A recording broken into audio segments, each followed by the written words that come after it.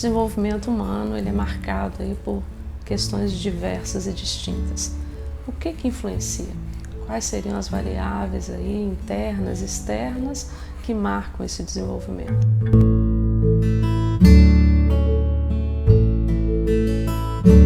Vamos pensar a princípio nas questões que são internas, né? E a gente já começa a trabalhar com a ideia também de que mesmo que é interno, de algum modo vai ser impactado pelas experiências.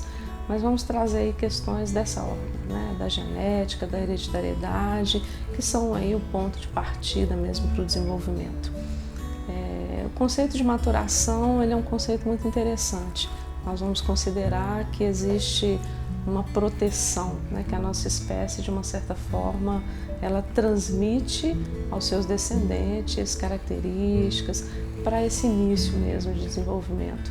Então, a maturação a gente pode considerar como padrões, né, que de uma certa forma apresentam ao longo do tempo características, aspectos. A gente pode dizer que andar faz parte de um padrão maturacional, as mudanças no corpo da adolescência, da velhice, né? Então a maturação, ela de uma certa forma nos acompanha, né?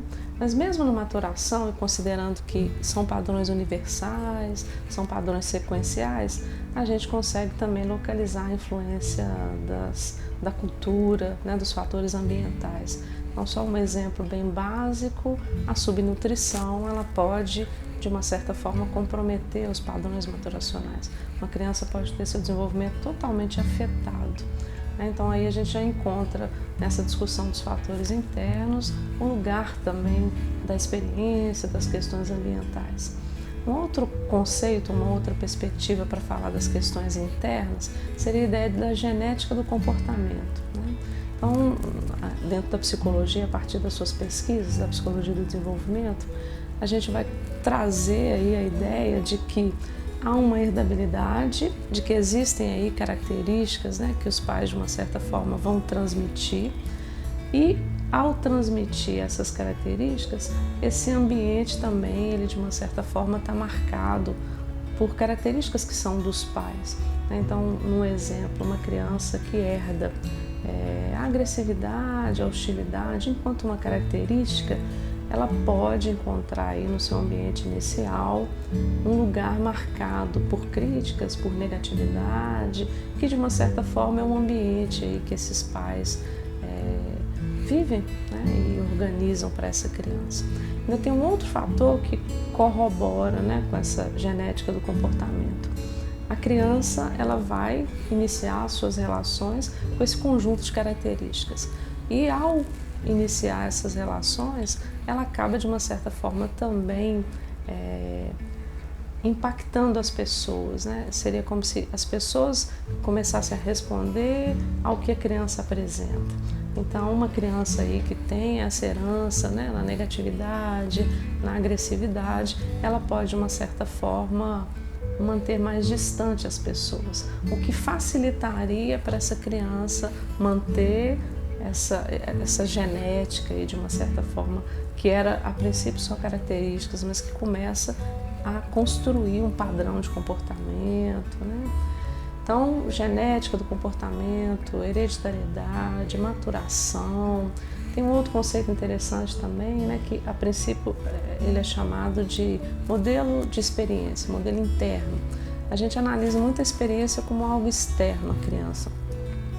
Mas os psicólogos aí, desenvolvimentistas, eles vão entender que tem algo de interno na experiência. Então, eles vão partir da ideia de self, né? Então, o eu infantil, ele vai, de uma certa forma, trazer para essa criança, né, um conjunto mesmo de formas de ver o mundo, formas de se relacionar com as pessoas, algumas crenças e, claro, a partir das experiências que essa criança vai tendo, né?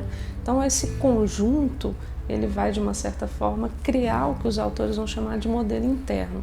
Essa criança vai, a partir de novas experiências, interpretar essas novas experiências a partir desse modelo, né? Então, não é a experiência em si, mas é a interpretação que a criança começa a fazer dessas experiências, e muito ligada a esse self, né? Então assim a gente percebe, né, que no desenvolvimento infantil tem fatores aí muito importantes que vão vir dessa genética, dessa herança, do que está sendo, de uma certa forma, o início da vida, né, de uma vida que a princípio a gente vai estabelecer como uma célula que foi fecundada, né, de algo que é extremamente orgânico, é um organismo em desenvolvimento, mas a gente pode perceber também o tanto que os elementos aí, né, da relação, do ambiente que essa criança vive, vão de uma certa forma começar a fazer sentido, a ter lugar e a dar aí o tom a esse desenvolvimento. Então assim a gente consegue de uma certa forma separar ou tentar analisar mesmo as influências que são internas.